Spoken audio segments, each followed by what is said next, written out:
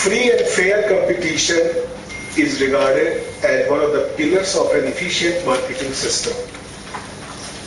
Competition stimulates innovation and productivity and leads to optimum allocation of resources. For the consumer, it provides him with wider sets of choices, greater product variety, lower prices, and better satisfaction of consumer demand and preferences. We have witnessed how Indian consumers are enjoying the benefits since they came out of prolonged regime of controlled economy.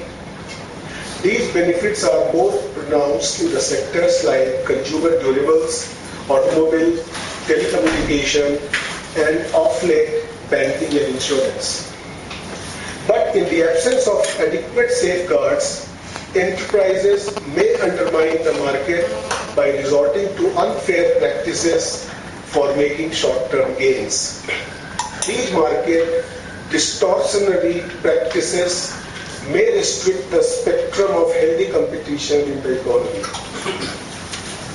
National competition policy envisages increasing competition in local and national market, which inter alia include liberalized trade, relaxed foreign direct investment, protection of intellectual property rights, deregulation of financial and capital market, liberalized fiscal and exchange rates, etc., to encourage fair competition and efficient resource allocation. Particularly in the procurement policies of the states, we have witnessed that there are so many things which the state government should point out to the Commission to ensure that the cartelization and all these things are avoided. Because ultimately all those cartelization and these things affect the consumers, and the main focus of this competition law is on the large body of the consumers sitting across the whole entire country. So what I feel, if all of you want, I can make a slight presentation to what this whole law is, what is the competition law. Because it is a new law. So very quickly I will just tell you what is this competition law.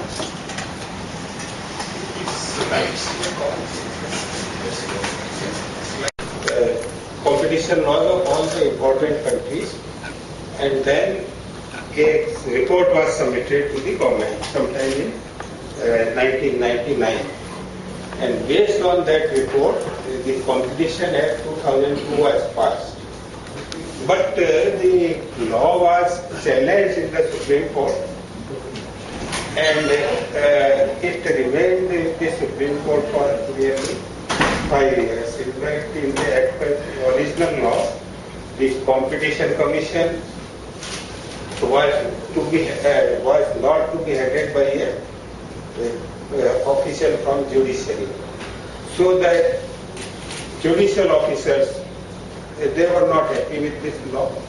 They wanted some High Court judge should be the chairman. So the law was challenged, then it went up to the Supreme Court. Then a compromise type of situation was arrived at, where a competition appellate tribunal was constituted. The Competition Commission is considered as an expert body, and all the orders passed by the Competition Commission are applicable to the Competition Appellate Tribunal. So Competition Appellate Tribunal is headed by a retired judge of the Supreme Court, presently Justice G.S. Singh is the chair. I think we all know Justice G.S. Singh. He has delivered very well-known judgments. So the Competition Commission as such it became effective only in 2009, after say this 5, 6, 7 years of this trial by the Honorable Appellate Court. See, basically this act aims to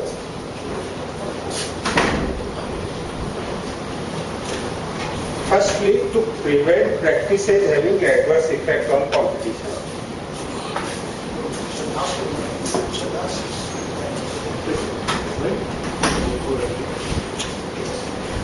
Secondly, to promote and sustain competition in the economy. Then third, to protect the interests of the consumers. And lastly, to ensure the freedom of trade carried on by other participants in the market in India. So basically now question arises for whom this competition law it has relevance.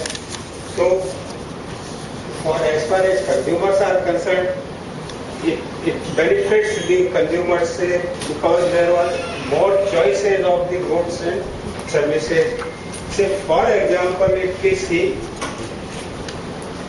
that say in civil aviation sector, earlier I remember when I was first posted to Calcutta, we used to pay 50,000 rupees for a ticket from Delhi to Calcutta.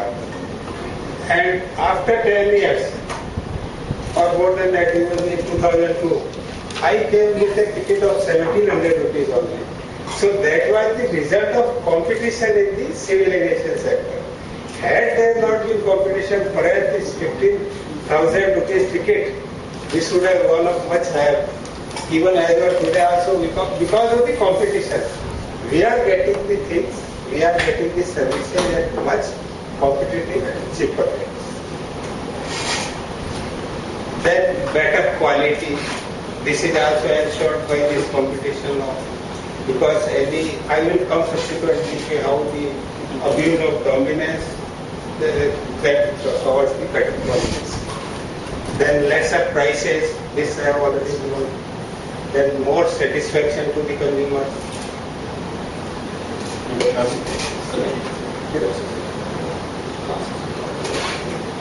Anyway, for corporate entities,